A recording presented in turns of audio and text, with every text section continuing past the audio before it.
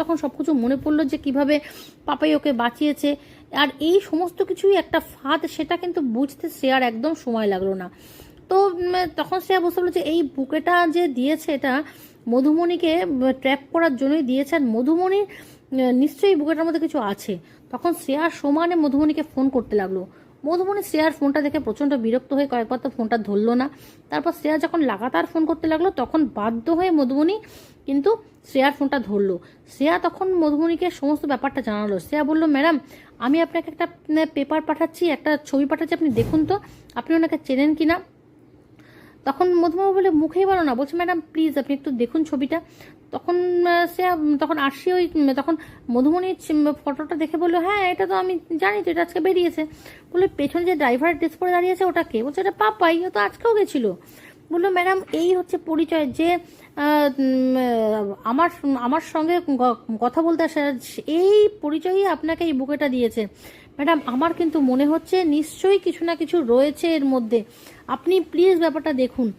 এই কথা শুনে তো প্রচণ্ড রকম ভয় পেয়ে গেল মধুমণি। মধুমণি শিওর হতে পাপাইকে ফোন করলো যে পাপাই কোথায়। পাপাইকে কিন্তু মধুমণি তখন ফোনে পেলো না, কারণ পাপাই ফোনটা ধরলো না। তখন মধুমণি পুরো শিওর হয়ে গেল যে ওটার মধ্যে কিছু অবশ্যই ছিল। মধুমণি সঙ্গে সঙ্গে সিকিউরিটিকে ফোন করলো পাপাইকে আটকানোর জন্য, কিন্তু সিকিউরিটি বলল যে অলরেডি পাপাই গাড়ি নিয়ে বেরিয়ে গেছে। তখন কি করবে মধুমণি বুঝতে না পেরে মধুমণি সাক্ষ্যজিৎকে ফোন করলো। এদিকে সাক্ষ্যজিৎ তখন স্টুডিওতে বিজি ছিল। সাক্ষ্যজিৎ আবার ম্যানেজারের জন্য এদিক ওদিক ফোন করছে, কারণ ম্যানেজার ঠিক মতো মনের মতো ম্যানেজার কিছু পাচ্ছে না। তখন সাক্ষ্যজিৎ ভাবলো যে কিভাবে আরশি এইসব সামলাতো।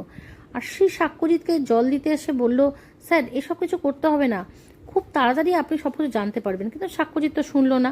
তো যাক মধুমণি এদিকে আবার ফোন করলো সাক্ষ্যজিৎকে বললো, সাক্ষ্যজিৎ আমি পার্লারে যাব, তুমি একটু পাপাইকে পাঠাও। সাক্ষ্যজিৎ বললো ঠিক আছে। সাক্ষ্যজিৎ তখন পাপাইকে ফোন করে বললো, পাপাই কোথায় আছো? বললো আমি এই তো মধুমণি ম্যাডামকে নামিয়ে আমি স্টুডিওতে আসছি। বলছে তোমাকে আসতে হবে না, তুমি ম্যাডামকে নিয়ে তুমি আবার বাড়িতে যাও, ম্যাডামকে নিয়ে একটু পার্লার যেতে হবে। তো তখন পাপাই গাড়িটা ঘুরিয়ে নিয়ে কিন্তু বাড়ির দিকে গেল। আর এই কথাগুলো সব কিন্তু আরশি শুনে আরশি বুঝতে পারলো কোথাও না কোথাও একটা গন্ডগোল হয়েছে। তো এখানেই আজকে তুই আমার হিরোর এপিসোডটা শেষ করে দিল। দেখা হবে আবার কালকে নতুন পর্বে। ফ্রেন্ডস প্লিজ আমার ভিডিওটাকে লাইক করো, আর আমার চ্যানেলটাকে প্লিজ সাবস্ক্রাইব করে আমার পাশে থেকো। সবাই ভালো থেকো, টাটা, দেখা হবে আবার নতুন পর্বে। ভালো থেকো সবাই।